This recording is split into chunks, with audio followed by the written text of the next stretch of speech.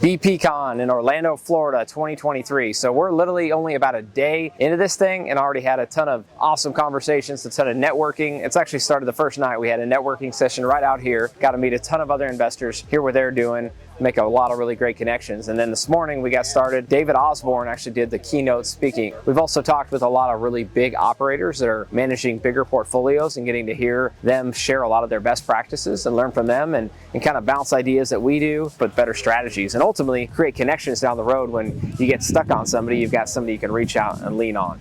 Casey Gregersense, thanks for stopping by, man. This Absolutely. has been fun. So we were talking a little bit before we hit record. You are based out of the Houston area, but you invest in Wyoming. That's right. How long have you been gainfully unemployed? Actually, exactly a year ago. Oh, no kidding. Yeah, a year so ago. Like BPCon last year, that was kind of like... That was it. Actually, the next week was the week that I Oh, my wow. job. Yeah. Okay, now, you mentioned podcasts a minute ago. You have a podcast as well. What's it called? Yes. Yeah, Gregersense is our podcast. Gregersense. Okay, Yes. So your last name, with a little sense, yeah. We're teaching you some investing sense. Yeah, now what do you talk about on the podcast? Yeah, so we like talking to any level of investor, but really we cater to people who are just starting out or really a lot of high W-2 earners that are trying to get in real estate. So I worked in oil and gas again for 12 years, worked alongside these guys that had a good W-2 income, but had no idea how to get in real estate. They weren't like me and didn't want to go buy and fix and flip houses on their days off. They wanted to go spend time with their families, I guess, like normal people. But I wanted, like us, weirdos. Yeah, but I wanted to really help those guys and show them, hey,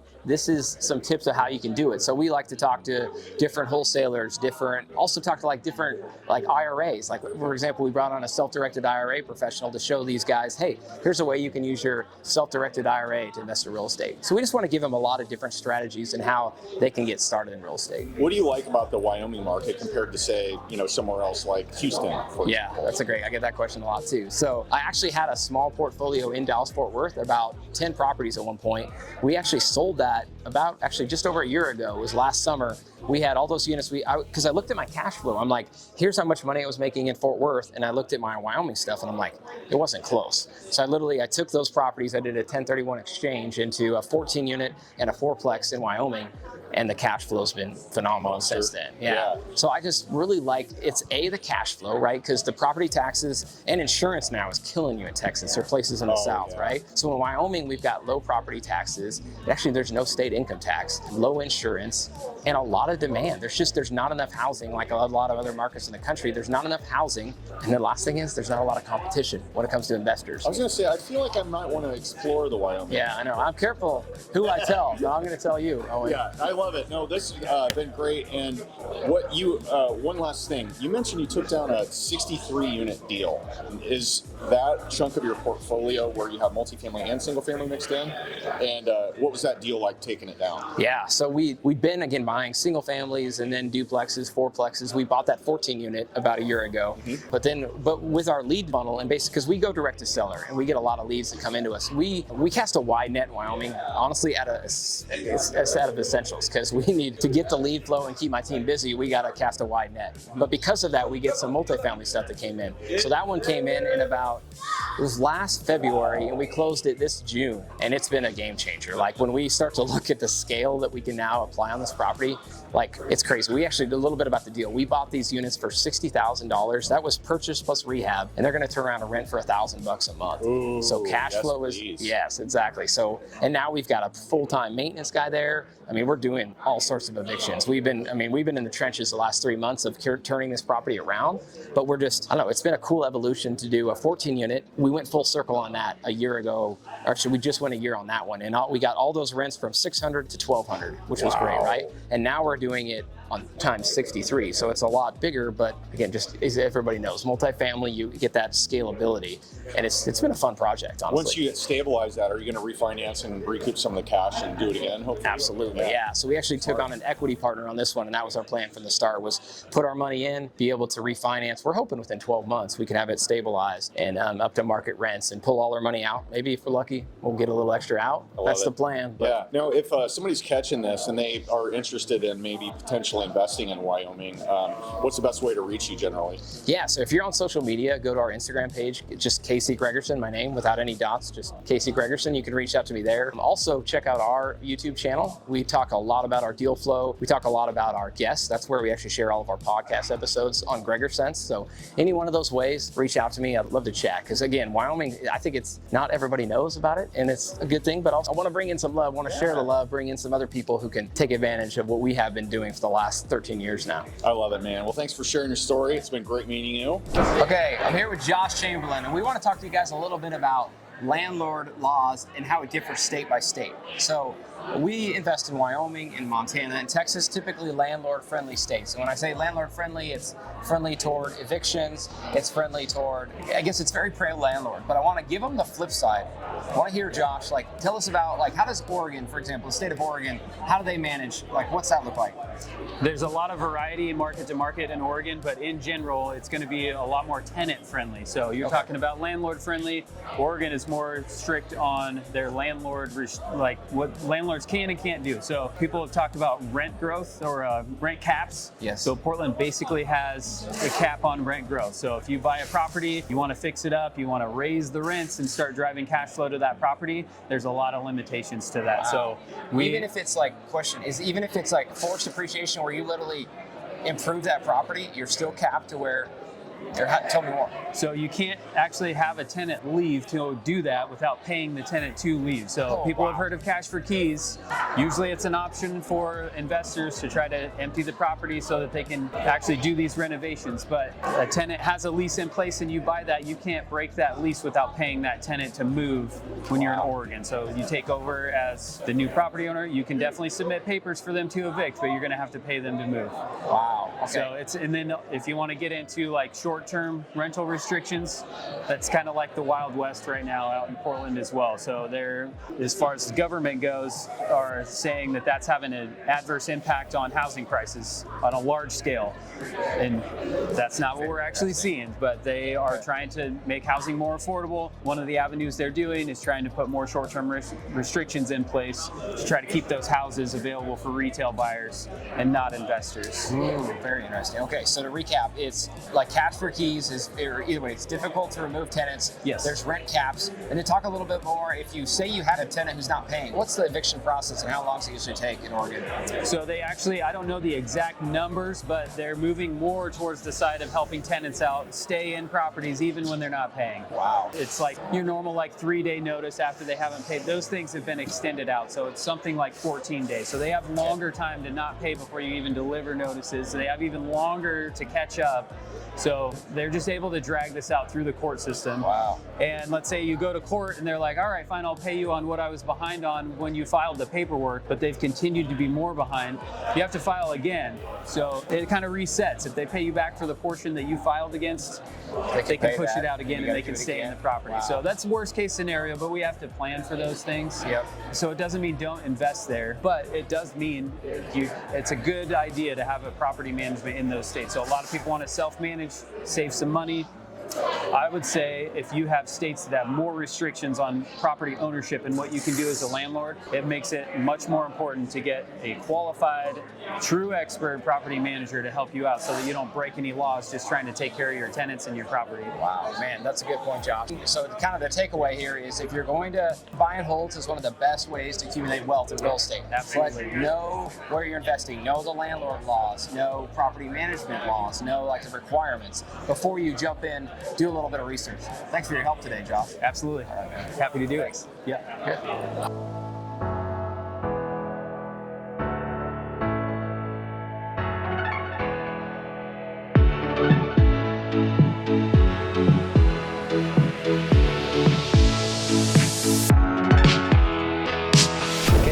Good. BPCon with Diego Corzo. So fellow Go Abundance, Go Bro.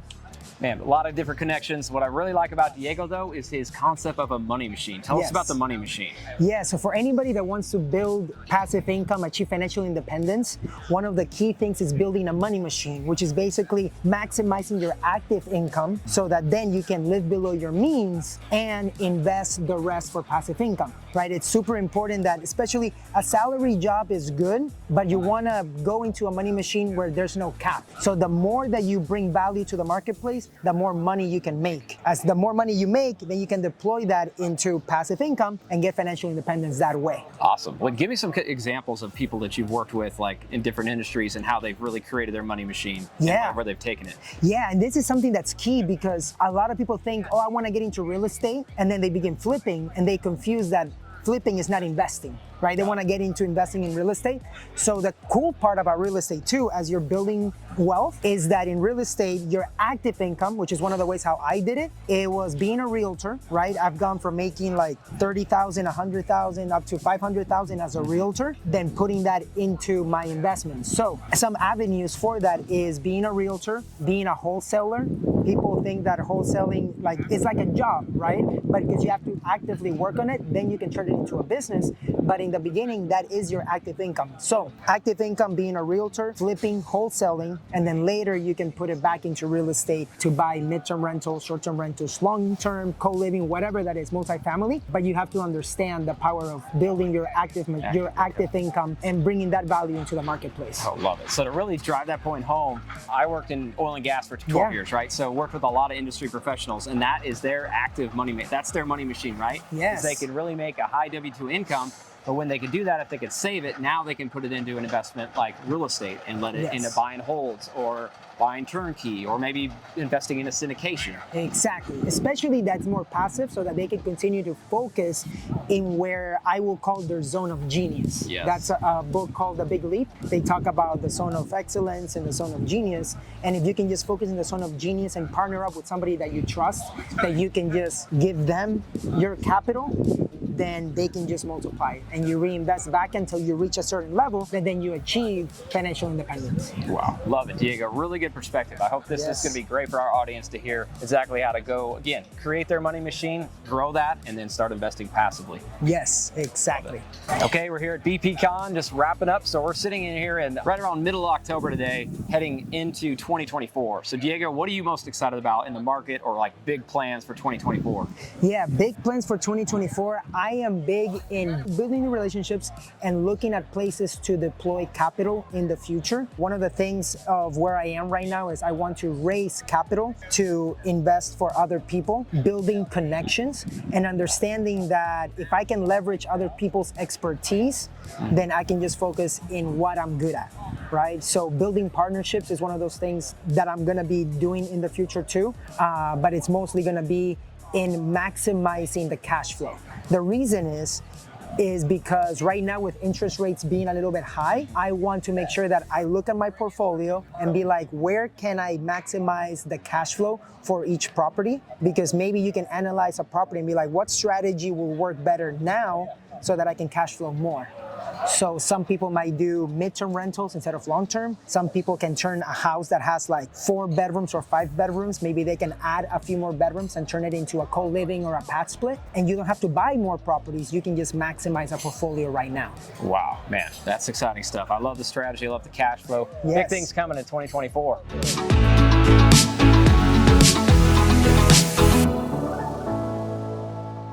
Okay, I'm here with Jonathan Taylor. Jonathan is a mortgage loan originator. So we've been talking a lot about agency debt and the fact that you can actually go borrow with Fannie Mae and Freddie Mac when you get to a certain size loan, right? So he's going to tell us a little bit about that. The thing is, a lot of people, I talk to people, Jonathan, they figure they can only go buy their primary residence using that type of debt. But most people don't know you can do that with multifamily. Yeah, that's right. So this is called small balance agency debt, and that's usually minimum loan amount of about $1 million. And this is for stabilized multifamily properties, right? So So a lot of clients, you know, they have an acquisition loan to do fix and flip on the 20, 30, 40, 50 unit, and then they want to have stabilized debt. And local banks usually offer it, but the government backs it the same way. It's conventional agency-backed debt with the government. And so you just have to make sure you have a stabilized property, but it's going to go full tax returns, all the rent roll and everything, but you can still get rates that are much lower than what you can get in the DSCR non-QM market. Got it. That's what I was going to ask about, because when I got, the thing that shocked me, Jonathan, was when I was getting quoted rates in this current environment. But what are you kind of seeing right now for that product? It varies. Right now, we're probably looking high sixes, low sevens. I think would be it. So, but when you're talking about DSCR rates, we're in the eights. You know, and when you're talking a $1 or $2 million loan amount, that's a big impact on your bottom line. It's not for everybody. It's for, you know, tax returns, full stabilization, all that stuff. So but it's always an option that we explore first. And if we can get that done, we do. If not, then we go regional lending. Got it. And amortization too, right? Is it amortization 30 to 40, or what do you typically see? It's not 40 years, but right now we're looking at 25 amortizations. 25. But they have longer fixed rate periods. You can do up to 7 years, sometimes 10. I got to check on some of my rate sheets recently on that. But yeah, you can do 7-year fixed. Got it. Okay. Yeah. So for sure, maybe the con, and you always give this caveat, because if you think, and you said it a second ago, but if you think you jump through a lot of hoops to get your mortgage done on your house, or maybe you bought a second property or even a third investment property, there's a lot of hoops you got to jump through. Yep. It's going to be the same, right? It's going to be the same, you know, and there's going to be more paperwork and a longer work, but the rate at the end is really their benefit. You know, so when you look at a multifamily operators, you're like, hey, here's the rates and here's your bottom line. They go, yeah, I want to go through that. I want to go through the lot more paperwork, but it's worth it on the bottom line. Got it. Okay, so now let's talk the option if, say, A, you don't want to jump through the hoops, or B, maybe you haven't been stabilized long enough. What are the other products when you want to refinance a big multifamily? It'd be very similar in underwriting on a 1 to 4, right? It'd be a debt service coverage ratio loan. You would have to have some sort of expense factor, which basically either it's a market expense factor. You call brokers, you see how much are your expenses, maintenance, all the operating costs. Usually it's around 35-40%, and then you just do a debt coverage ratio loan, including that expense factor, usually around 1.2. 1.2, right? Okay. Yeah, and so those rates are going to be higher than agency debt, but you don't need tax returns. We're not taking a full underwriting look at your debts. It's just the property and yourself as an operator and making sure that the numbers work. Cool, man. Well, Jonathan, this is cool, because again, I wanted to show people the different options, because when you get into multifamily, again, you're going to want to use leverage, and there's a lot of options out there. So anything else you would share to somebody who's thinking about getting debt on the multifamily?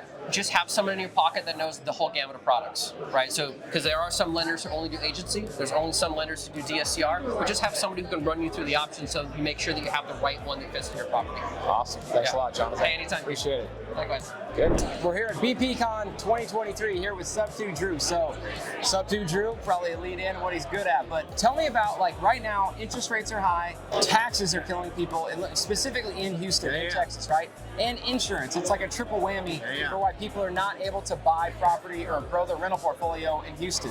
How are you still doing it? So we're basically contacting people that have bought the house between 2020 and 2022, brand new builds that just bought the house, and they need to sell their house and they have no equity.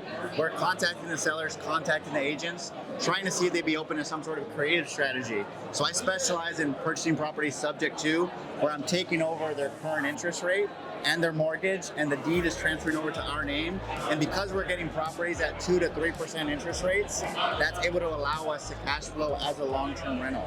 Love it, man. Yeah, because you're right. Because even if taxes are high and insurance is high, if you're getting in at a 2.75% interest rate, you're still cash flowing. Yeah, so we just closed on one a couple of months ago. Our interest rate is 2.65%. Wow. My monthly payment on that note is like $900, right? You got taxes, you got insurance, and it just cash flows really, really nicely. Man, I love it, because there's still all this demand for housing in Houston, right? 100%, yeah. Like, it's not like the demand went away. Correct. So they're still there. You're making a cash flow, and you're probably still going to get the appreciation 100%. that Houston has. And if you really want to get your first sub-2 deal, I would reach out to the new build communities in the area. Call the agents, call the sellers, houses that have been lived in at least for a year, and the loan was originated in 2021, you'd find really good deals at that rate, where the interest rate is less than 4%. That is gold, man. That's gold. Okay, so the biggest objection when we do these sub-2 deals is you're talking to a seller and they're like, wait, the loan's still in my name. Like, what about my credit? Like, how do you talk to those sellers and get that deal done? Yeah, so essentially what happens is, to your point, is that so we're buying these houses subject to, so the loan is staying in their name, the mortgage is staying in their name, the deed is transferring over to our name. So your question is, hey, homeowner, if I want to go buy another house, if I want to go do this, my debt to income ratio is going to show that the loan is still in that name. So what we do is we hire a third-party servicing company. Okay. That third-party servicer services our note, and because that third-party servicer is licensed, that's able to take away 100% of the debt to income ratio off right off the bat. So in 2 or 3 months, if they want to go and qualify for another mortgage, because the loan is serviced, we're able to take that DTI, wipe it away 100%. That is a game changer, Andrew, because you get that all the time. Because I talk to these sellers, they're like, yeah, but if you do that and I want to go, that's their big concern, right? They want to still be able to buy a house. It might not be now, but it might be in a year or two for down the line. Right. But you can, the way you set that up, they can still buy their house. Yeah, so the loan servicing company that we use is called Westar or Providence Loan Servicing. They're licensed all over the nation. We hire them. It's a minute fee that we pay, around $30 a month, to service the note on top of the underlying servicing. So we have 2 servicers. But because that loan is serviced and it's licensed, they're able to take away 100% of that income ratio. Wow, awesome. Well, if you didn't have the confidence to do sub 2, hopefully you do now. Sub 2 Drew give you guys some great golden nuggets. Okay, we're at BPCon today. We're sitting here in October 2023. But Andrew, what are you most excited about for 2024? I'm so excited about the market. Interest rates are climbing up, and creative financing is going to dominate in 2024. Yep. So I'm really excited for gobbling up as many sub 2 and creative deals all in 2024. Getting interest rates less than 4 or 5%, because right now the market is at like 8% or so. So I'm super excited about creative financing in 2024. Love it, man. Here's another one I wanted to ask you. What would you tell somebody who's been thinking about doing sub 2, but maybe they think it's too abstract or don't know how to do it, but they see the value, right? Because right now, it's a better time. You just said it. It's a better time now than ever to do sub 2 deals. But what would you say to somebody trying to learn it and get started? So I would say reach out to somebody like me or reach out to somebody like you that have done sub 2 deals and say, hey, I have a seller that needs to sell my house, and traditional financing can't help them, right? So if somebody needs to sell their house, creative financing, we can come up with a win-win situation for everyone. So if you're really looking at trying to get your first sub 2 or creative deal, find somebody that needs to sell and bring it to somebody like us that can help you solve that problem. Man, I love that strategy. Don't try to figure it out the first time on your own, but we can walk you through it so you can learn it, and then maybe the next one you can go do yourself. Yeah. Great advice. Cool. Thanks, Andrew. Dude, I love it, bro.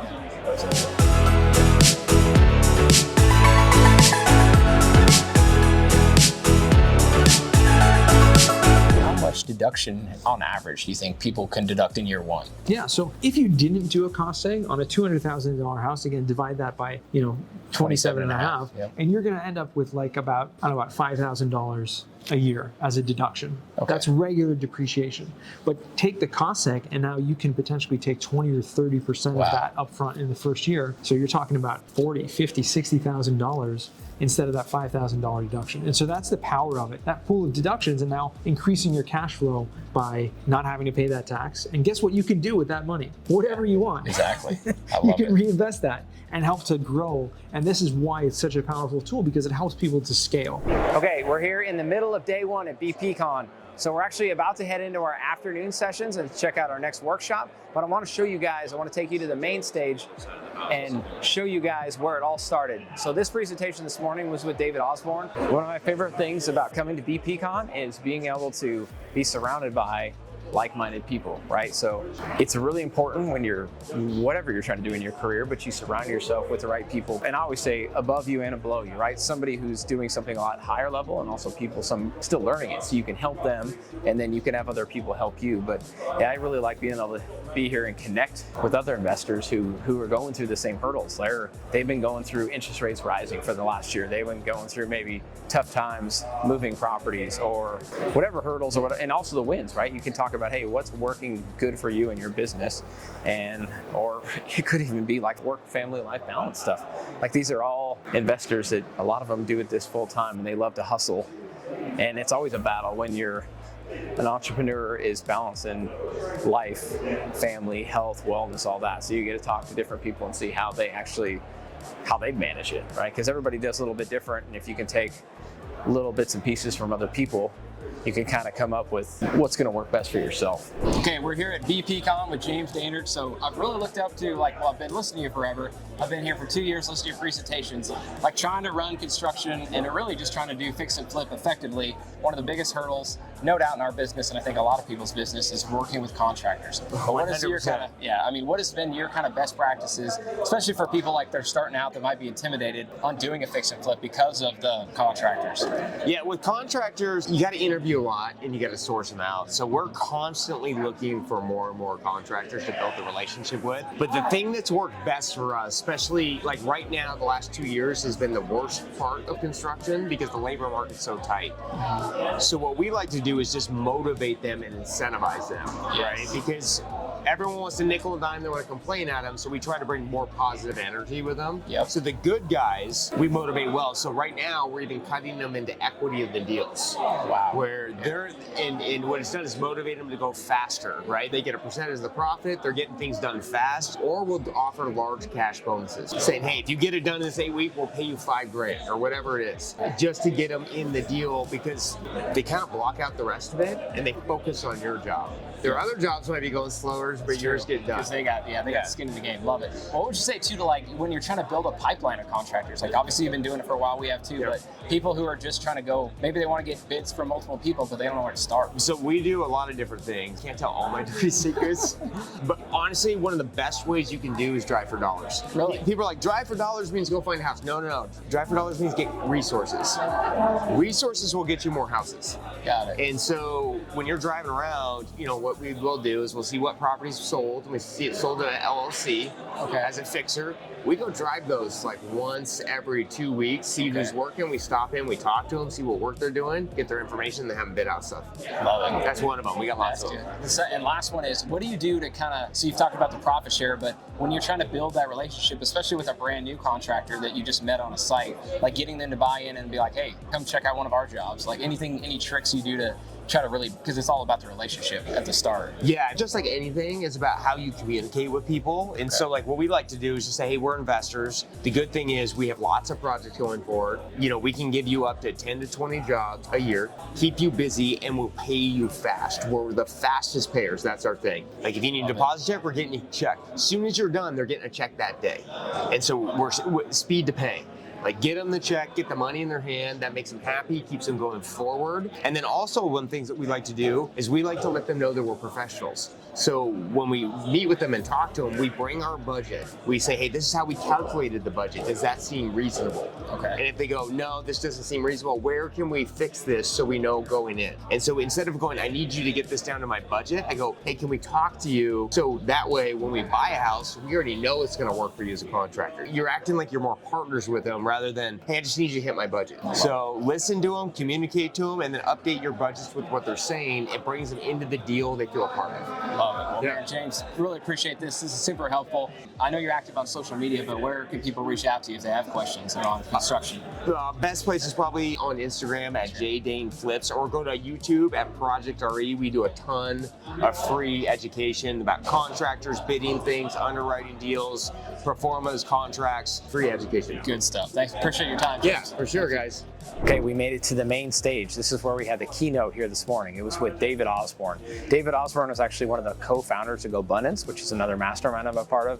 It's brought a ton of value to me. But I've actually heard David speak several times, from podcasts to actually hearing him GoBundance. And then I got to hear him again this morning on the main stage. And I really liked it because sometimes you got to hear things multiple times. And especially when you're me and you got multiple things going on, you can't always implement it. But this morning was a great refresher in how important it is to have a vision and set not only like yearly goals, but monthly goals down to weekly and daily goals, and to like continue to like keep them visible. So one of the things I love that David does is he keeps his goals. He did when he was like hustling and in his 20s, 30s, he had all his goals written on his bathroom mirror so he'd see it.